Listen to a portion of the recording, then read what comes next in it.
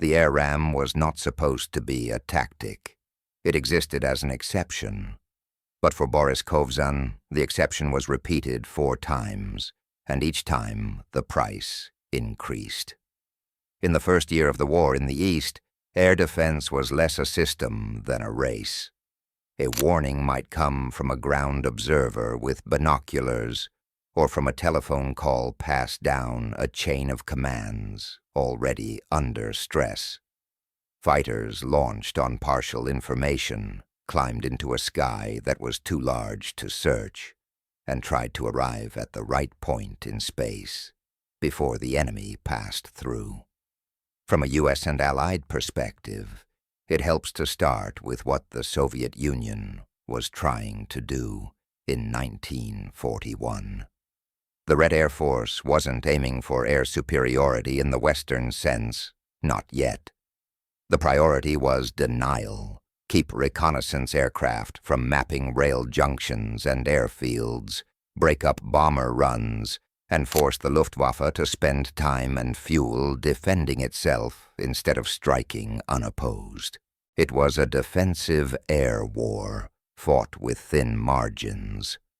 Boris Ivanovich Kovzan entered that environment as a very young officer. He was born in 1922 and joined the Red Army before the war, graduating from flight training into a fighter regiment in the western military districts. In June 1941, when the German invasion began, he was barely 19. He had enough training to fly and fight, but like many Soviet pilots of that summer, he had not accumulated the kind of peacetime flight hours U.S. Army Air Force's instructors would have preferred before turning a pilot loose in combat. His early months were shaped by 2 basic facts. First, the Luftwaffe was good at what it did in 1941: tight formations, disciplined escort work, and aircraft often holding the altitude advantage. Second, Soviet fighters were frequently committed reactively, with poor radio coordination, meaning the intercept often happened late or not at all. A typical scramble for Kovzan's unit began with a shout and a run. Mechanics had the aircraft fueled and armed as well as the situation allowed, but this was the period when airfields were hit, relocated, hit again. Engines were warmed in a hurry, pilots strapped in, checked controls, and rolled out with only the broadest picture. Direction of approach, approximate height, maybe the last known landmark. If the sky was hazy, if the enemy came out of the sun, if the observer's estimate was wrong by a few thousand meters, the intercept might turn into a lonely climb that ended with nothing. On the days there was contact, the fight was short. Ammunition loads did not last long in a real engagement. Gun harmonization and weapon reliability varied. Even when hits were achieved, a bomber or twin-engine aircraft might absorb damage and keep flying long enough to finish a mission or at least bring back photographs.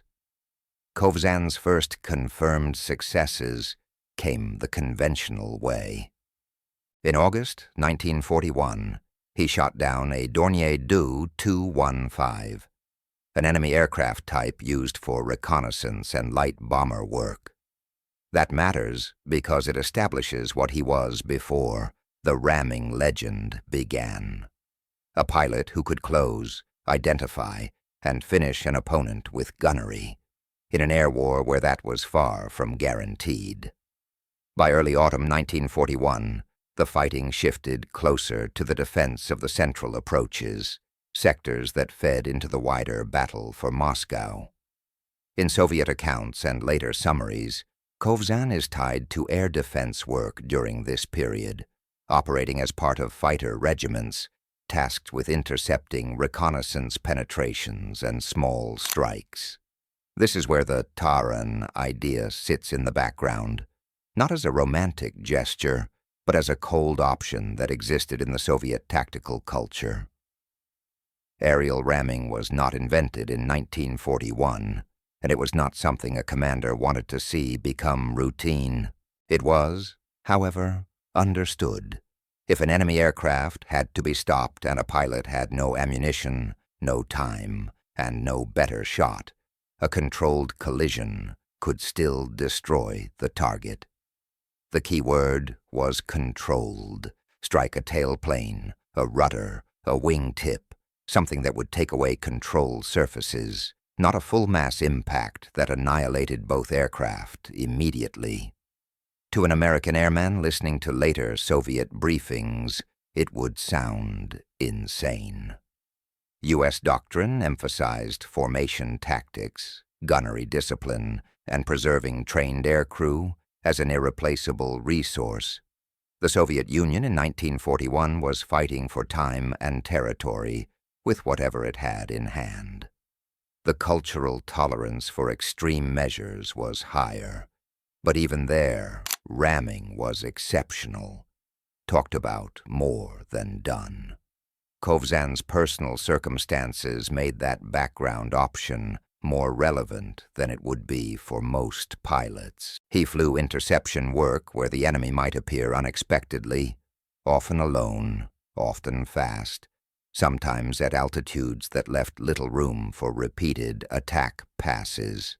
His aircraft type in that period is associated with the MiG-3, an interceptor with strengths at altitude and weaknesses in other regimes, useful for chasing reconnaissance flights, less forgiving if the fight descended into the lower layers. What developed sortie by sortie was a pattern of pressure, limited information on the ground, a hard climb, a brief window to engage, and then a choice. Break off and let the enemy escape, or stay with the target until the situation became dangerous. In the weeks before his first ramming, Kovzan would have seen enough to understand the math. A single reconnaissance aircraft could cue artillery strikes, bomber raids, or adjustments to ground operations. One successful photo mission could cost lives later. Interception pilots weren't just chasing kills. They were trying to deny the enemy a clean picture of the battlefield. There's also the human layer, small, plausible details that don't change outcomes but explain how decisions form. A pilot learns to recognize aircraft silhouettes in a glance. He learns how the sun can hide an approach and how a sudden glint off glass can give an aircraft away. He learns what running out of time feels like when the enemy is already over friendly positions and heading back toward his own lines. Those lessons are not dramatic, they are repetitive, they accumulate. By late October 1941, Kovzan was no longer simply new. He had combat time, at least one confirmed shoot-down, and the kind of experience that makes a pilot less likely to panic and more likely to commit. The next engagement would be different. According to later accounts, on 29th of October 1941, he would return from one fight low on ammunition, notice another enemy aircraft, an intruder, and choose a solution that was almost never chosen. That is where the story properly turns. The alert came in the late afternoon, at a time of day the Luftwaffe favored for solitary missions. In the autumn of 1941, German reconnaissance and light bomber aircraft increasingly appeared alone, without escort. These flights relied on altitude, timing, and the assumption that Soviet fighters would either be late or fail to close. Late afternoon offered advantages. The sun sat low, glare interfered with visual search, and pilots returning from earlier sorties were already tired. On October 29, 1941, Boris Kovzan was on readiness duty with his regiment. He had already flown earlier that day. His aircraft had been serviced quickly. Fuel topped off to a limited level suitable for interception, not pursuit. Ammunition was loaded to regulation quantity. There was no expectation of prolonged combat. The first report came from ground observers. A single enemy aircraft had been sighted approaching from the west, heading deeper into Soviet airspace. Estimates of altitude varied by several thousand meters, which was common. There was no indication of fighter escort. The report moved through command channels quickly, but by the time it reached the airfield, the aircraft was already close enough that delay risked failure. The order was given to scramble immediately. Kovzan ran to his fighter, completed a rapid visual check, and took off. The aircraft lifted cleanly, and he began climbing at maximum sustainable power. The climb was steep. Speed dropped as altitude increased. He scanned continuously, knowing that a lone aircraft could be difficult to detect against cloud layers and glare. Several minutes into the climb, he saw it. The enemy aircraft was ahead and above, moving steadily east. Its outline identified it as a twin-engine reconnaissance or light bomber type. It was not weaving or descending. It flew with the calm, direct track of a crew that expected to pass through defended airspace without serious opposition. Kovzan adjusted course and continued climbing. Closing the distance cost him speed and flexibility. By the time he reached a firing position, his aircraft was operating near the upper limits of its performance. He had little excess energy to maneuver.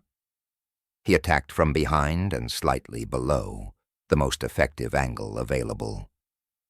The first burst struck the enemy aircraft. Pieces of skin and fragments separated and trailed behind. Smoke appeared briefly, then thinned. The aircraft remained controllable. Kovzan corrected and fired again. More hits. The enemy aircraft did not break apart. It did not dive away sharply. It simply continued forward, slightly descending, forcing Kovzan to adjust continuously to maintain position. The engagement compressed rapidly. Ammunition was consumed faster than expected. The window for effective fire narrowed with each second. He fired again. The guns stopped. Ammunition was exhausted. At that point, the engagement could have ended by doctrine. Kovzan could disengage, dive away to regain speed, and return to base. The enemy aircraft was damaged but airborne. It would almost certainly complete its mission. He did not break away. Instead, he evaluated what remained. Altitude was limited. Speed was marginal. Without ammunition, another attack pass was impossible. Allowing the aircraft to escape meant accepting the outcome. There was one remaining option. The concept was not official doctrine, but it was known. A controlled collision aimed at disabling control surfaces rather than destroying both aircraft outright could still stop the enemy.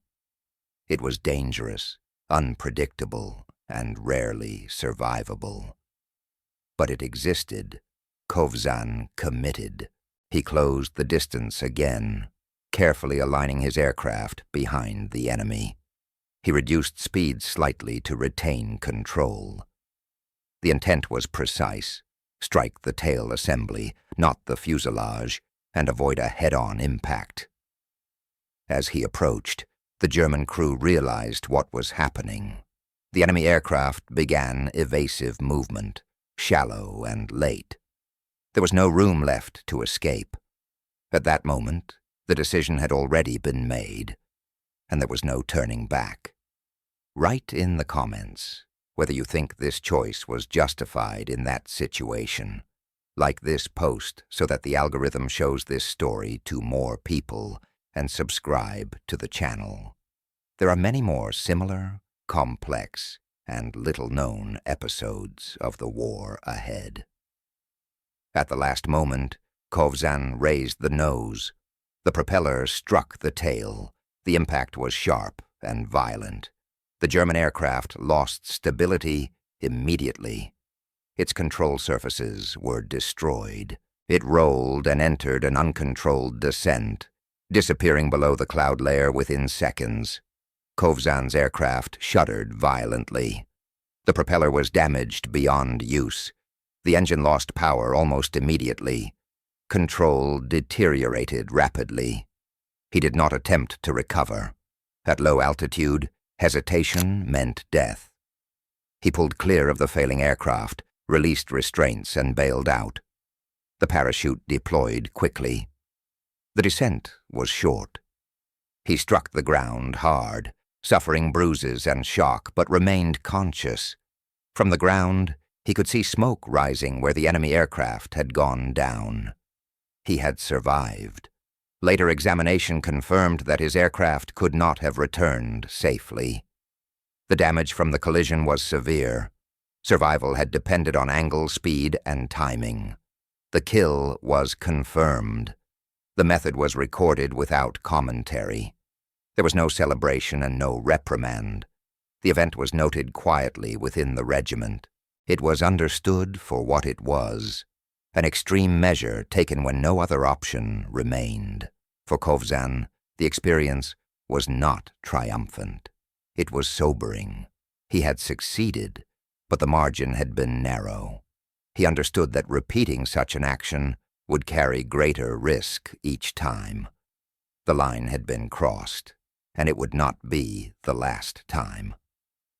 By early 1942, the air war over Soviet territory had settled into a grim rhythm. The front lines on the ground shifted slowly, but in the air the pressure never eased. German aircraft continued to cross the front for reconnaissance and harassment missions, often alone, often at altitudes that strained Soviet interceptors. These flights were not meant to dominate the sky.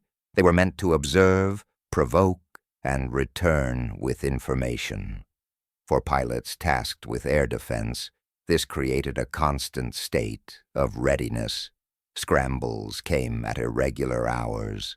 Some days brought multiple alerts. Others brought none, followed by sudden activity without warning.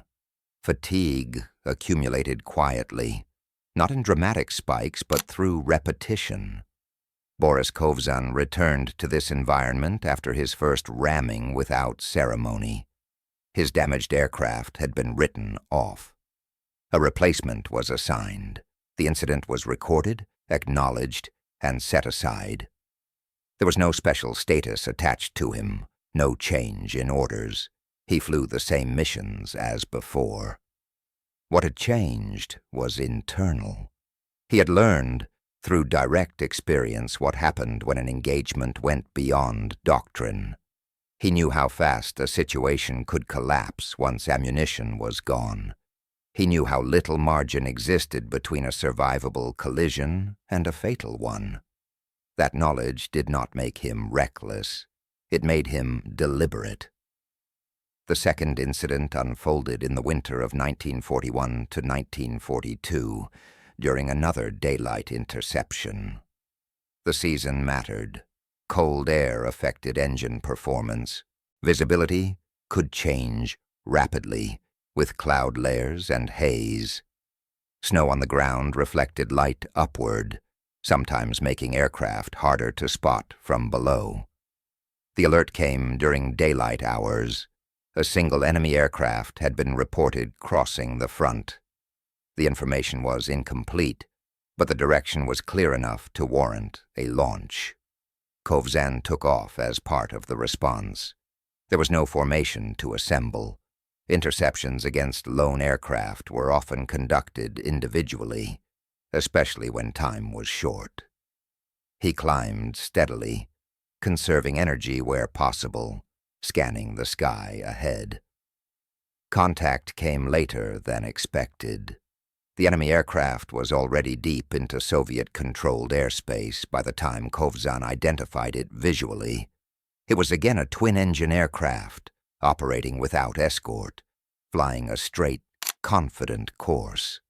Kovzan adjusted his approach and began closing from behind. The climb cost him speed. By the time he reached firing position, he had little excess energy left for maneuver. He attacked. The first burst struck the enemy aircraft. Visible damage followed, panels torn away, smoke trailing briefly. The aircraft did not break apart. It continued flying, descending slightly, forcing Kovzan to stay with it. He fired again. The distance closed further. Defensive fire was sporadic but present. The engagement compressed into seconds. Ammunition ran out.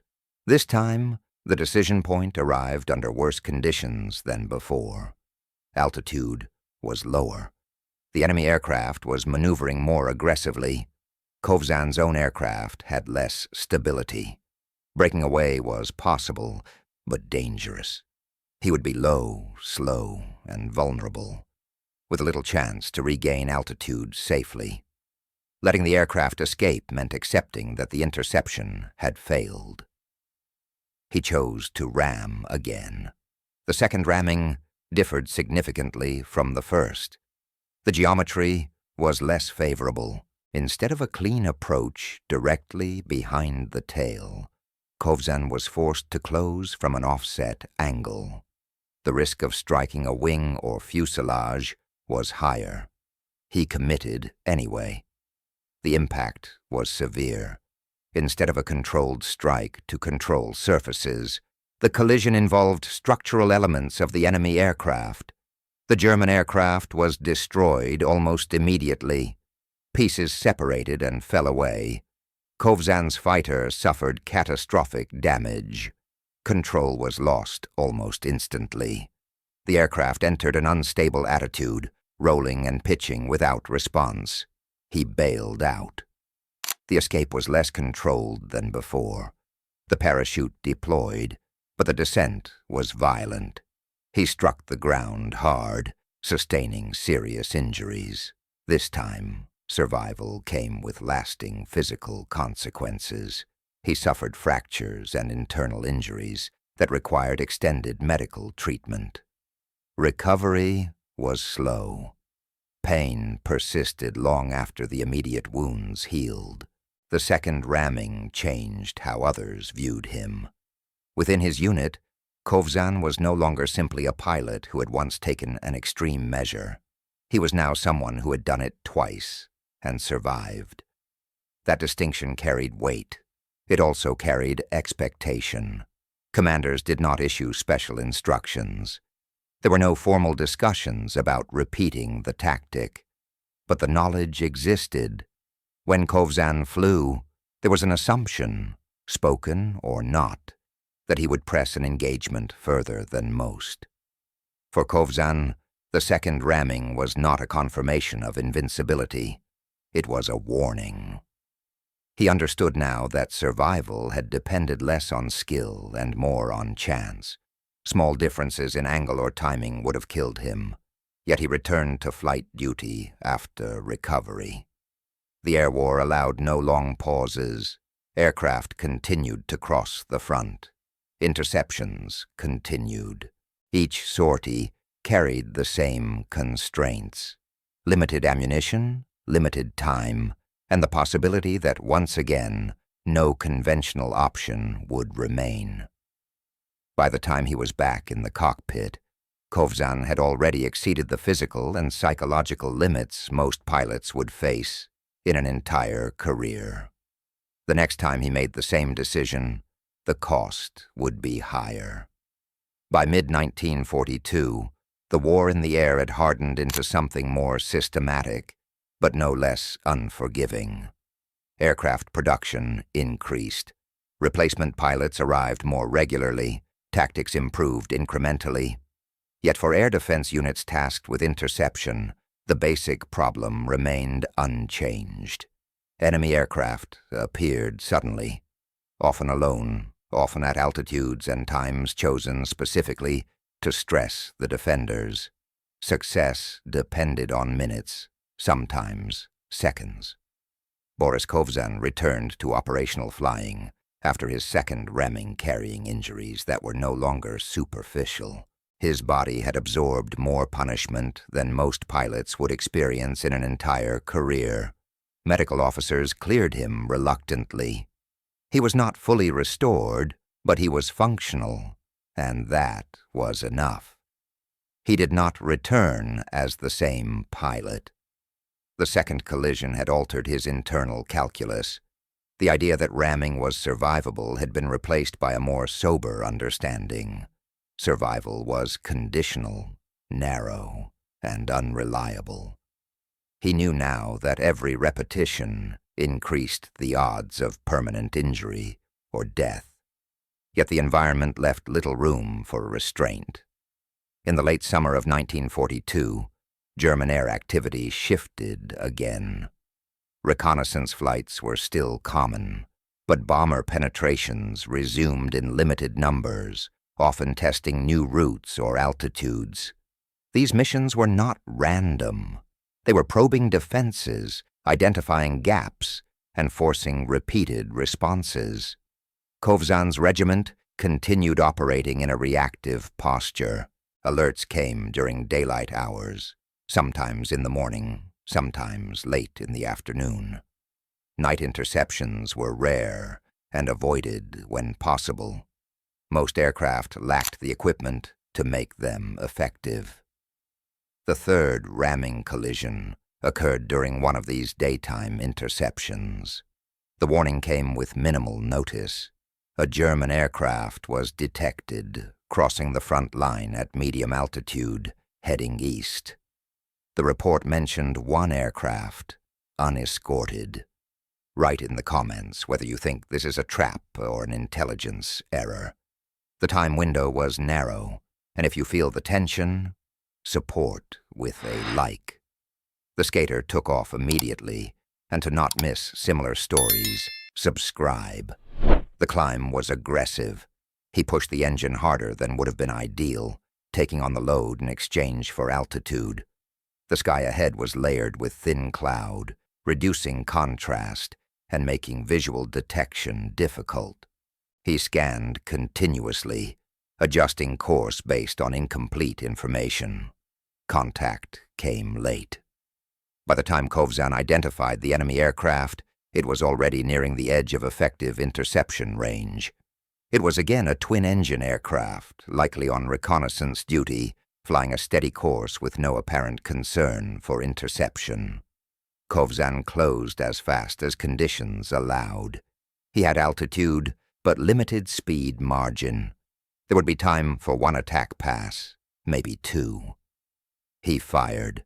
The first burst struck the aircraft. Damage was visible, but not decisive.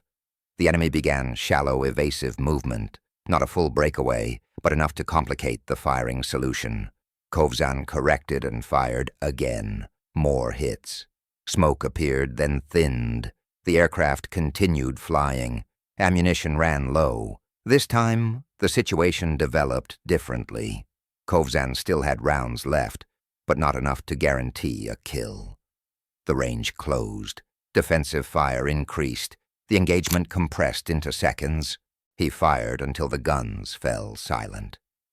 Once again, ammunition was exhausted with the enemy still airborne. The altitude was lower than ideal. Breaking away would leave him slow and exposed. Letting the aircraft go would mean another successful enemy mission. The decision came without hesitation, but not without awareness. This would be the third time. Kovzan aligned for the approach, aiming for the rear section, intending once again to disable control surfaces rather than collide directly. The enemy aircraft maneuvered more aggressively now, reacting to the closing distance. The geometry was poor. He adjusted anyway and committed. The collision was violent, but not immediately catastrophic. The impact struck part of the enemy aircraft's structure near the tail and wing junction. The German aircraft lost control and began to break apart, descending rapidly. Kovzan's fighter was severely damaged. Control inputs were sluggish and inconsistent. The aircraft began to roll. He bailed out. The parachute opened, but the descent was unstable. He landed hard, absorbing the impact with his legs and back. Pain was immediate and intense. This time, the injuries were serious but not incapacitating. Bones were cracked, not shattered. Internal injuries were present but survivable. Recovery would be slow. The third ramming confirmed what the first two had only suggested. The tactic was possible, but survival was degrading rapidly. Each collision removed margin. Each escape depended more on chance than control.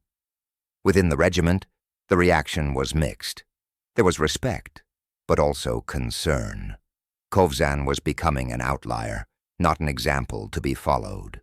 No one suggested grounding him permanently, but discussions began quietly about whether his continued flying was sustainable.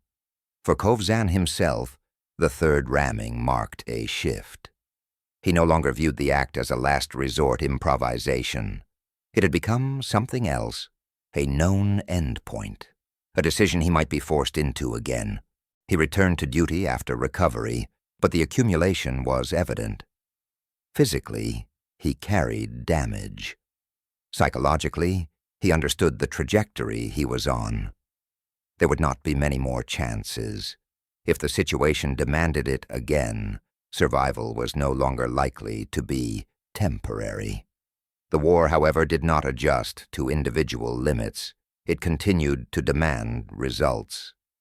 By late 1942, the pattern surrounding Boris Kovzan was no longer accidental. 3 times, under different conditions, he had reached the same end point. Ammunition expended, the enemy aircraft still airborne, altitude collapsing, time gone. And each time, the final decision had been the same. What had begun as an extreme contingency had become a known outcome of certain engagements. This did not mean he sought it. On the contrary, Kovzan actively tried to avoid repeating it. After the third ramming, his approach to combat changed in subtle but important ways. He became more conservative with ammunition, firing shorter bursts, and breaking off earlier when geometry was poor. He paid closer attention to energy management, avoiding prolonged climbs that left him slow and trapped. When possible, he coordinated more closely with other pilots, attempting to trap enemy aircraft rather than pursue them alone. But the operational reality limited how much control any single pilot truly had. Air defense missions were still reactive. Intercepts still happened late. Enemy aircraft still chose the terms of entry.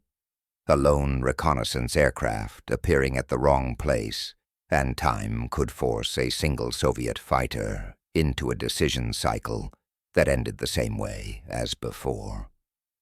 Within the regiment, Kovzan's reputation had solidified. He was respected, but also quietly isolated. Other pilots did not imitate him. They did not ask him how to ram an aircraft.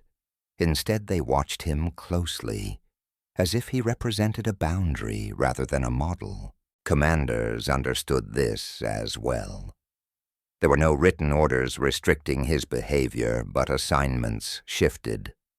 Kovzan was often placed on higher readiness duty, launched quickly when time was short, not because he was reckless, but because he was decisive.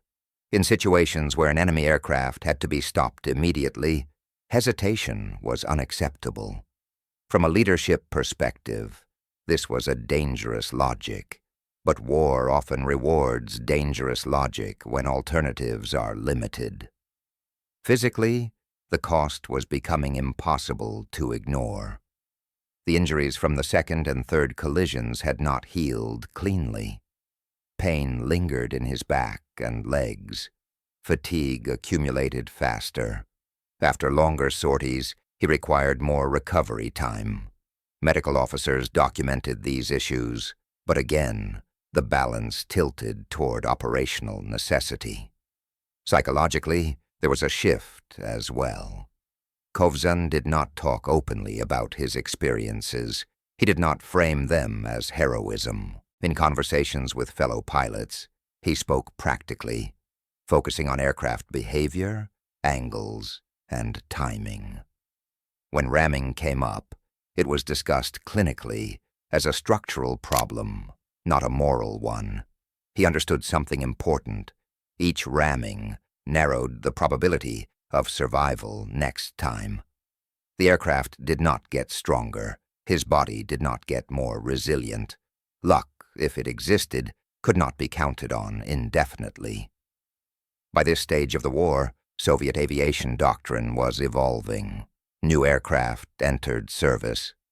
Training improved, coordination increased, ramming incidents declined overall as effectiveness rose. But decline did not mean disappearance. In sectors where older aircraft remained in service, where interceptions still relied on individual initiative, the same conditions persisted. Kovzan continued flying in those conditions. The third ramming marked a psychological threshold. He now knew, with certainty, that if it happened again, survival would likely come with permanent consequences, or not at all. That knowledge sat in the background of every scramble. When the alert horn sounded, when engines roared to life, when the aircraft lifted and the climb began, he carried that awareness with him. He still flew aggressively. He still closed with the enemy. But there was no illusion left. The fourth time, if it came, would not resemble the first three. It would be final in some way. Late in 1942, German air activity again increased in certain sectors. Reconnaissance flights returned to routes that had previously been contested. Command pressure to deny those flights intensified. Kovzan remained on the roster. He did not know the date when it would happen again. He did not know the conditions. But he understood the trajectory he was on. The war had not exhausted his willingness to fly. It had exhausted his margin. When the next engagement began, it would not be a repetition. It would be an ending. The fourth ramming did not end Boris Kovzan's war cleanly. It ended it slowly. He had taken off that day from a forward airstrip that barely qualified as an airfield. The runway was uneven, marked by packed earth rather than concrete, bordered by trees and shallow revetments. Aircraft were dispersed, hidden as best as possible, because everyone understood that the enemy knew roughly where the strip was. Takeoffs were done quickly. There was no ceremony, no sense of finality. After the collision in the air, Kovzan did not bail out in any deliberate way. The impact destroyed both aircraft almost instantly. Structural fragments tore through the cockpit. One piece struck his face with enough force to destroy his right eye. The shock of the collision caused immediate loss of consciousness. He did not choose when to leave the aircraft. He was thrown clear as the fuselage broke apart. At low altitude, the parachute deployed automatically. Kovzan regained partial awareness during the descent, but he was disoriented, unable to judge height or position. He had no control over how he fell. The landing was uncontrolled and violent. He struck the ground hard, impacting his side and head before rolling to a stop. The parachute collapsed around him. Pain was immediate and overwhelming. He could not stand. He could barely move. For hours he lay where he had landed. He drifted in and out of consciousness, bleeding heavily from the head wound. The loss of the eye was already irreversible. He could not call for help. He could not signal. Survival depended entirely on being found. Soviet ground troops operating in the area eventually noticed the parachute canopy.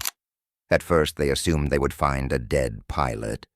When they reached him, they found Kovzan alive, barely responsive, but breathing. Evacuation was slow. He was carried first to a field medical post, then farther to the rear. Surgeons worked to stabilize him rather than repair damage. Blood loss was controlled. Shrapnel fragments were removed where possible. The destroyed eye could not be saved. The immediate medical conclusion was clear. Kovzan would never fly again. Depth perception was gone. Head trauma had lasting effects. The cumulative injuries from previous crashes and landings had reached their limit. Even without the loss of vision, his body could not withstand further stress.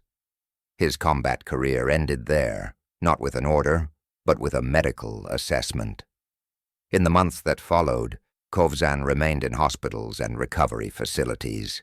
His war continued in a different form: pain management, limited mobility, and the slow process of regaining basic function. The airfields, the scrambles, the constant urgency, all of it faded into distance. Recognition came later. His record was reviewed and confirmed. 4 aerial ramming attacks, 4 enemy aircraft destroyed, survival in every case. The title of Hero of the Soviet Union was awarded not as encouragement, but as acknowledgement of something that could not be repeated. For a time, it seemed that this was where the story would end. A pilot grounded permanently, a career closed by injury, a life redirected away from the cockpit. But that assumption rested on a belief that Kovzan himself did not share. As his condition stabilized, as the immediate danger passed, he began to test limits quietly, standing longer, moving more, adapting to the loss of vision rather than accepting it as final. Doctors focused on what he could no longer do. Kovzan focused on what remained. The official judgment said he would never fly again. Kovzan was not convinced. That question, whether the air was truly closed to him, would define the next phase of his life. And that phase did not end on the ground. The transition from survival to recovery was neither immediate nor linear. For months after the 4th ramming, Boris Kovzan existed inside a medical system that had one clear objective: keep him alive and prevent further deterioration. Rehabilitation, in the modern sense, was secondary. Doctors focused on stabilizing injuries, managing pain, and preventing complications. Expectations were modest. The assumption remained that his flying career was over. Kovzan was moved between hospitals and recovery facilities. At first, movement itself was an achievement. Standing caused dizziness. Walking required assistance. Head trauma produced headaches, disorientation, and periods of exhaustion that arrived without warning. The loss of one eye changed everything. Depth perception was gone. Spatial judgment had to be relearned from scratch. For a pilot, this was decisive. Medical evaluations repeated the same conclusion. Combat flying was impossible. Any flying was considered unrealistic. The combination of monocular vision and accumulated physical damage placed him outside accepted safety margins. Kovzan listened. He did not argue openly. Instead, he adapted quietly. Rehabilitation began with basic tasks: balance, coordination, endurance. He learned to compensate for lost depth perception by using motion, relative size, and familiar reference points. What had once been automatic now required conscious effort. Progress was slow and often discouraging. There were setbacks. Fatigue lingered. Pain returned unpredictably. At times, even walking triggered vertigo. But the trajectory moved forward. What set Kovzan apart was not denial of his condition, but persistence in testing it. He wanted to know, concretely, what was impossible and what was merely assumed to be so. He practiced movements repeatedly, pushing just far enough to find limits without collapsing. At some point during this process, the idea of flight returned, not as combat, but as function. Soviet aviation medicine did not encourage such thinking. Standards existed for a reason. Monocular vision was considered incompatible with piloting fast aircraft, especially fighters. But the post-war period created exceptions. Experienced pilots were scarce. Training roles, ferry flights, and non-combat aviation offered more flexibility. Kovzan requested re-evaluation. The request was not immediately approved. It triggered further examinations, additional tests, and prolonged observation. Doctors focused on reaction time, coordination, spatial orientation, and endurance. Kovzan did not excel. He met minimum thresholds. That was enough to continue. The first return to an aircraft did not involve a cockpit. It began on the ground, familiarization, static procedures, sitting in place, reaching for controls, rebuilding muscle memory. The sensation was unsettling. With one eye, distances felt distorted, movements required recalibration. Then came taxiing. Slow movement across an airfield surface provided a controlled environment to test perception. Kovzan adapted. He relied more heavily on peripheral cues, engine response, and reference points. Errors decreased with repetition. Eventually, flight was approved, under strict conditions. The first takeoff after his injuries was not dramatic. It was carefully planned, supervised, and limited. A training aircraft, clear weather, no mission beyond takeoff, pattern, and landing. Kovzan flew. The experience confirmed what he already suspected. Flying was different, but not impossible. Judgment had to be conscious. Approaches required recalculation. Landings demanded precision, but the fundamentals remained intact. He did not return to combat aviation. That chapter was closed permanently. He did not fly fighters again. The speed, workload, and risk were incompatible with his condition, but he did return to piloting. Over time, his role shifted toward instruction and support. Training flights, familiarization sorties, non-combat aviation tasks where experience mattered more than physical perfection. His presence in the air was no longer about interception or destruction, but about function and continuity. From a military standpoint, this return mattered less than his wartime record. From a human standpoint, it mattered more. He had not accepted grounding as the final word. He had adapted within limits and reclaimed part of what had been taken. The war had ended his combat career. It had not ended his connection to flight. That distinction defined the last phase of his aviation life, and it closed the story not with impact, but with controlled flight, measured, constrained, and deliberate, shaped by consequence rather than impulse. If you look at the end of this story soberly and without romanticizing it, it becomes clear that sometimes victory is not about returning to battle, but about the ability to remain true to yourself after it. If you agree with this approach, please like the video, subscribe to the channel so you don't miss the next stories, and check out the previous episode.